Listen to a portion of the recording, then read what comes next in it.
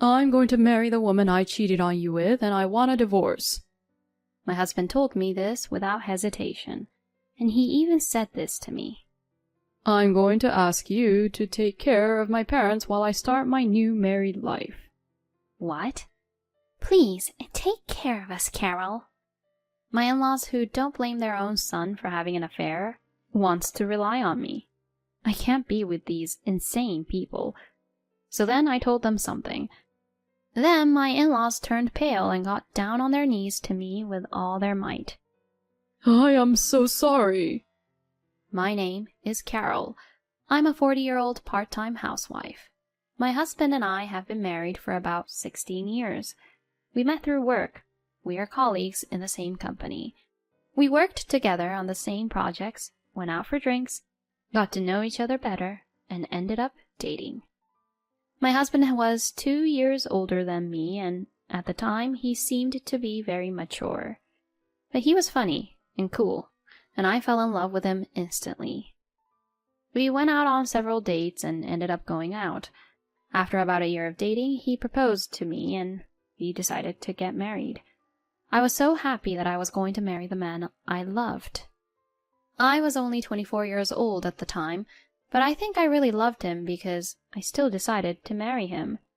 After that, my husband and I worked together and had a happy married life.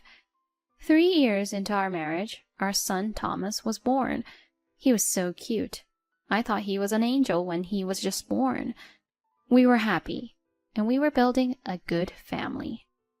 After the birth of my son, I decided to quit my job and focus on raising my son. I think it was a good thing that I quit my job because I was able to spend a lot of time with my son. And I had a good relationship with my in-laws.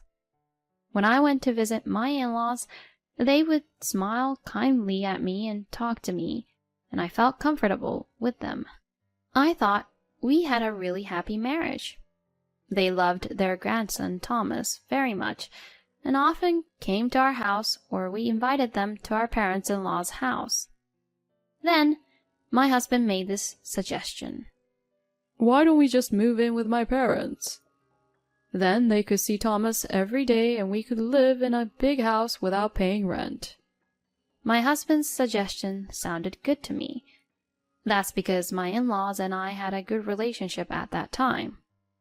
My son is going to get bigger and it would be better for him to live in a bigger house where he can have more space. So, I agreed to live with them. I would come to regret that my decision was a mistake. At first, I thought cohabitation was going very well. My parents-in-law seemed very happy to be able to live with their grandson, and my husband seemed relaxed to be back at home. I did my best to be a housewife and did my best to take care of the housework, and my parents-in-law and my husband never complained about it. My son grew up to be a good boy, and we all watched him grow up. However, there was one thing that bothered me. My parents-in-law spoiled my son too much. They bought him everything he wanted and gave him allowance without permission. I thought it was not good for his education, so one day I said to my parents-in-law, "Could you please stop buying Thomas so many things?" When I said this, my in-laws' eyes widened and they became angry. "Are you trying to deprive us of the joy of spending time with our grandchild? Do you think you are the only one raising him?" My in-laws yelled at me like that, but as a mother myself, I wanted to educate my son properly. That's why I didn't back down. That's not what I'm saying. Of course, feel free to play with Thomas, but please, don't buy him things. If Thomas wanted something, you'd buy it for him, wouldn't you? Yeah. How will you take the responsibility if we don't buy it and make him sad and he doesn't like us? It seems my parents-in-law are buying things for him to make him like them. But how will they take responsibility if my son becomes selfish because of it? I will explain to Thomas that his grandparents are very kind and loving to him, so please, don't buy him anything like that. My in-laws didn't seem to be convinced by what I was saying. And when my husband came home from work, they started talking to him as if it was my fault. Carol doesn't want me to play with our grandson. She wants him all to herself. How dare she do this to us? I was surprised to hear my in-laws say something completely different, and my husband took them at their word. What's the meaning of this?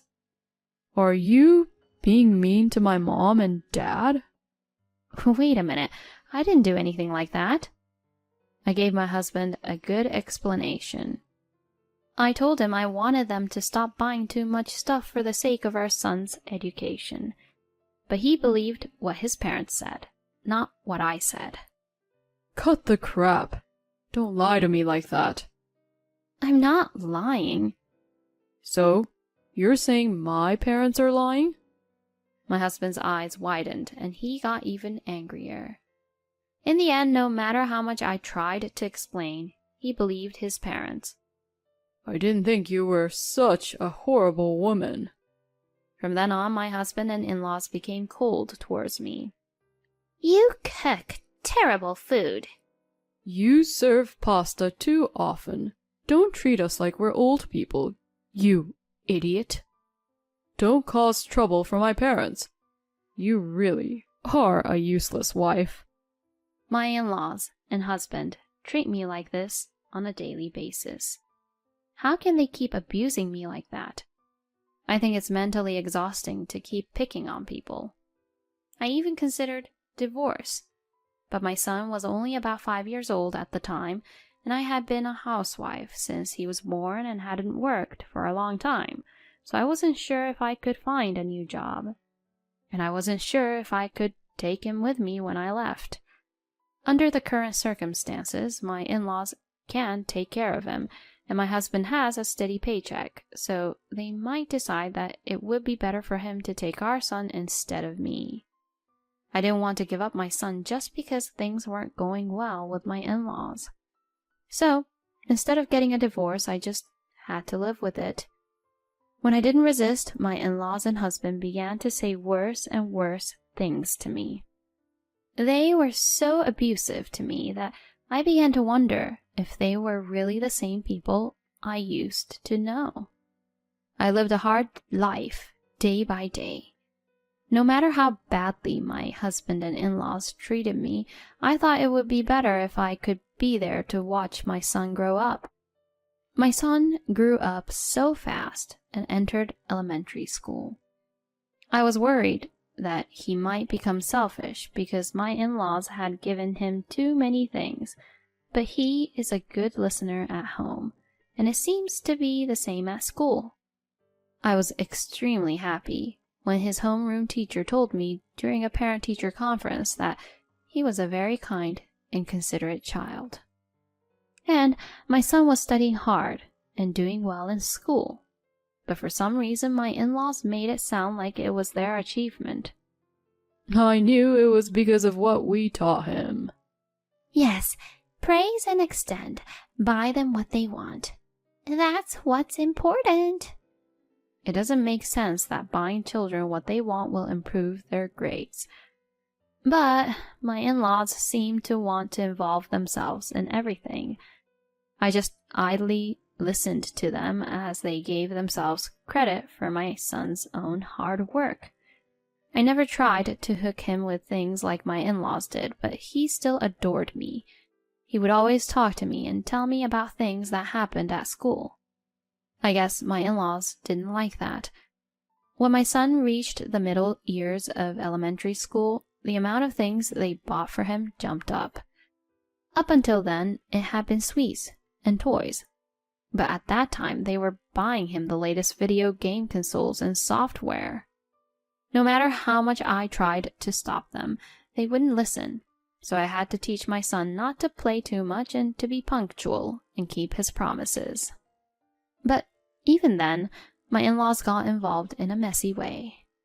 Don't you feel sorry for him to make him stop when he still wants to play? We wanted Thomas to enjoy it. That's why we bought it for him. I was completely disgusted. All I wanted was for my son to grow up to be a good man. That's what I spent my days thinking. Time passed by and my son turned 13 years old. Now that he is in junior high school, he will enter puberty, and as a parent, you may have to deal with a lot of difficulties. Just when I was thinking about that, an unexpected problem happened. It was on a holiday. My husband suddenly called me into his bedroom and said he wanted to talk to me. Why on earth did he bring me in here? I knew that he had no intention to do anything romantic because he and I had completely cooled off, and I myself didn't want to do anything like that with him anymore. As I was thinking about this, he suddenly made a surprising statement. I'm going to marry the woman I'm having an affair with, so please, divorce me. What? Divorce? I was startled by these unexpected words from my husband. Well, it's no wonder you're surprised. I've been trying to keep you in the dark, but I figured it was time to tell you. My husband told me so openly. Why would he want to tell the world that he was having an affair? Well, I don't know what a stupid person thinks. And finally, he even said something like this. I'm going to ask you to take care of my parents when I start my new married life. Huh? Wait a minute. We're getting a divorce, right? Then I'll have to leave with Thomas, won't I? When I said that, my husband said something outrageous. I'm the one who's leaving.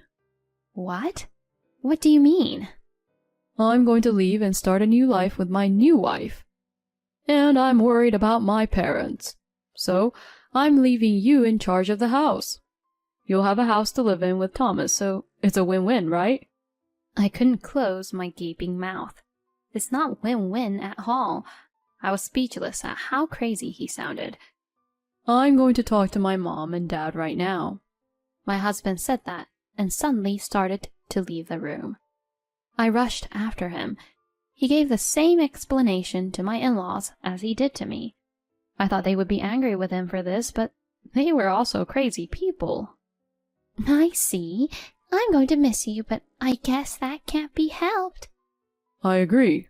It's better for the newlyweds to spend their honeymoon alone. I'm sure Carol will take care of the final details. Please, take care of us. My in-laws tried to depend on me instead of blaming their own son for the affair. If you try to leave, I'll make sure you leave Thomas behind. You'll be the only one who's leaving. I can't be with these insane people. So I told them something. I'm telling you, since it's my husband's fault, I'm entitled to alimony, and there's a good chance I'll get custody of my son too. What do you mean? My husband committed adultery. Normally, the custody goes to the non-adulterer. In addition, the mother usually gets custody. Wait a minute. Then you'll take Thomas and leave? Yes, of course I would. I won't let you do that. I know. Let's ask Thomas what he thinks. That's what my in-laws and husband said and went to get our son. I wonder if they are going to tell him everything. My son enters the room and says, "What's wrong?" Mom and Dad are getting a divorce. What? So, Thomas, how would you like to stay here and live with your grandparents? That's not a fair way to explain or ask a question. I was quick to make the point.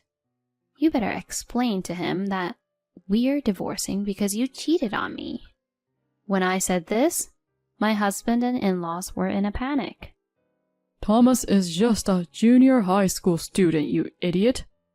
Yes, that's right. You're going to make him go into shock.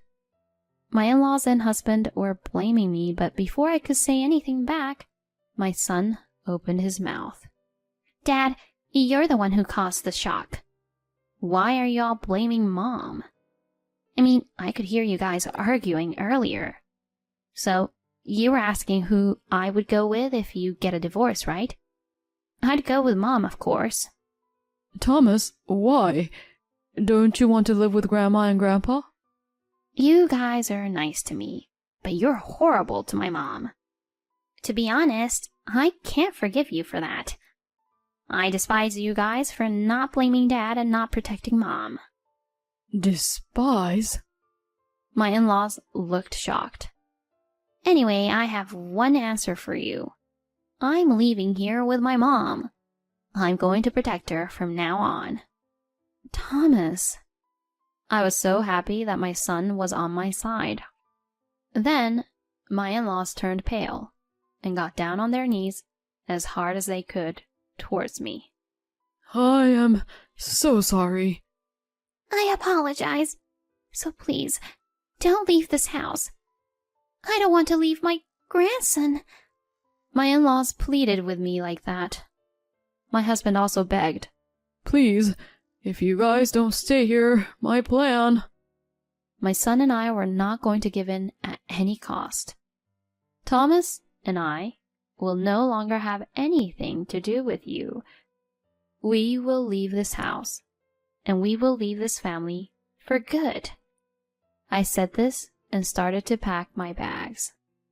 My son joined me in packing his bag with only what he needed for the time being. Where are you going? My parents' house. If you go to your parents' house, Thomas will have to change schools. Wouldn't you feel sorry for him? My husband said something like that and tried to keep us here until the end. But then my son said to him, I'd rather change schools than stay in this house forever. Dad, you should first be sorry for what you've done to this family, having an affair. Do you have any idea the damage you've done? My son was trying hard not to laugh at the ridiculousness of it all. My husband was speechless and pale. My in-laws were so exhausted that they just slumped down on the floor. My son and I left the house and drove to my parents' house. After that, I hired a lawyer and demanded divorce, alimony, and child support from my husband. Of course, I also demanded alimony from the adulterer. He thought that if I moved in with his parents, he wouldn't have to pay child support. But everything didn't go according to plan, and as a result, he had to pay alimony and child support. In addition, the adulterous partner eventually dumped my husband. My husband is now currently staying with his parents and putting most of his income towards alimony and child support. By the way, I told my parents-in-law's neighbors about the affair, and I also sent a content-certified letter to my ex-husband's workplace, so people around my ex-husband know about the affair, and my ex-husband and his parents are isolated from everyone. My ex-husband's parents told him, Because of you, I can't see Thomas anymore.